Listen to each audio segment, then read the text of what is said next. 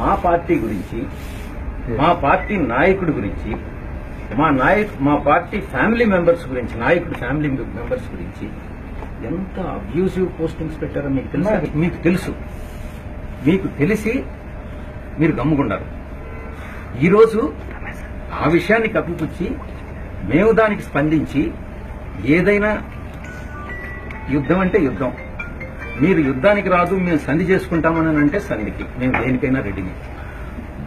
మీరు ఆ విషయంగా పెట్టారు కాబట్టి మీకు ఒకటి చూపించమంటారా ఏ రకంగా పెట్టారనేది ఫ్యామిలీ మెంబర్స్ గురించి? మీకు తెలుసో లేదో నాకైతే తెలియదు, కానీ కొన్ని లక్షల మంది చూశారు దాన్ని. తెలుగుదేశం వాళ్ళు ఏం పెట్టారు మా నాయకుడు ఫ్యామిలీ గురించి, ఫ్యామిలీ మెంబర్స్ గురించి అనేటటువంటిది మీకు తెలిసి మీరు తెలియనట్టు నటిస్తున్నారు. నాకు ఆ విషయం తెలుసు. ఏ రోజైతే మీరు అది నిలుపుతారో మేము కూడా ఇది నిలుపుతాం.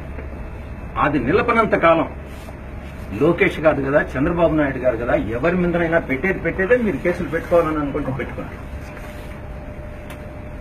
దానిలో చాలా స్పష్టంగా చెప్తున్నా, ఇంకొకసారి కూడా చెప్తున్నా, అతను అనడం కాదు, రవికిరణ్ అనడం కాదు, నేను అంటుండా లోకేష్ పప్పు, అసమర్థుడు, దేనికి పనికిరాని వాడు.